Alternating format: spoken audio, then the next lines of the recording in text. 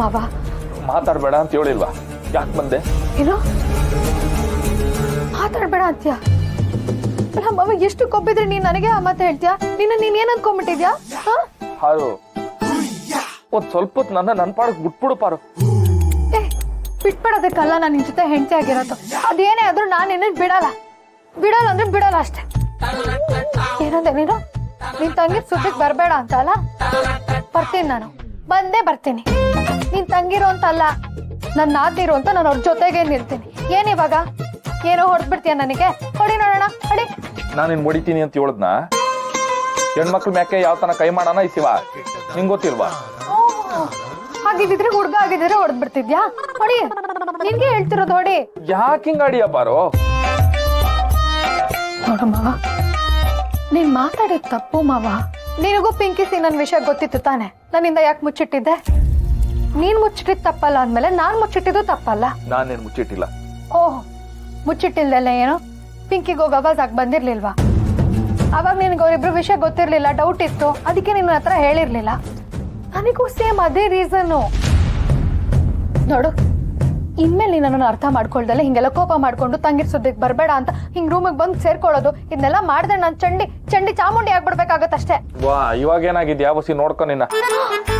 ನನಗೆ ಚಂಡಿ ಚಾಮುಂಡಿ ಅಂತ ನೀನು ಯಾಕೆ ಮಾರು ಹಿಂಗ್ ಮಾಡಿಯಾ? ನೀನೇ ತಾನೇ ಹೇಳಿದ್ದು ಚಂಡಿ ಚಾಮುಂಡಿ ಅಂತ, ಅದಕ್ಕೆ ಅವತಾರ ಸ್ಯಾಂಪಲ್ ತೋರಿಸ್ತಿದ್ದೀನಿ. ಆಯ್ತು, ತೆಪ್ಪಾಯ್ತು, ನಂಗೆ ಸಂಸ್ಬಿಡು. ಇನ್ನೊಂದು ಕಿತ್ತ ಹಂಗೆ ಹೇಳಕ್ಕೆ ಅನ್ಲೂಬಾರ್ದು.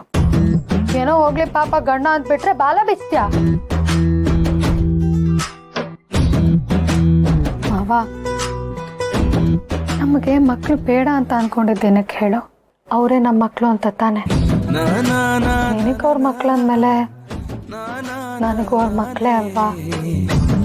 ಅವ್ರ ಜೀವನದಲ್ಲಿ ಏನೇ ಸಮಸ್ಯೆ ಆದ್ರೂ ನಾವಿಬ್ರು ಸೇರ್ಕೊಂಡು ಅದನ್ನ ಸರಿ ಮಾಡೋಣ.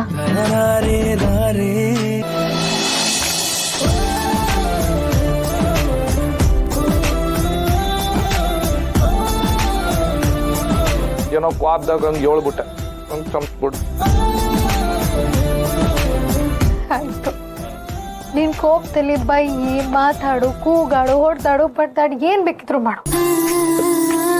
ಮಾವ, ನೀನ್ ನನ್ಗೆ ನನ್ನ ತಂಗಿ ಸುದ್ದಿಗೆ ಬರ್ಬೇಡ ಅಂತೆಲ್ಲ ಹೇಳ್ಬೇಡ ಪ್ಲೀಸ್.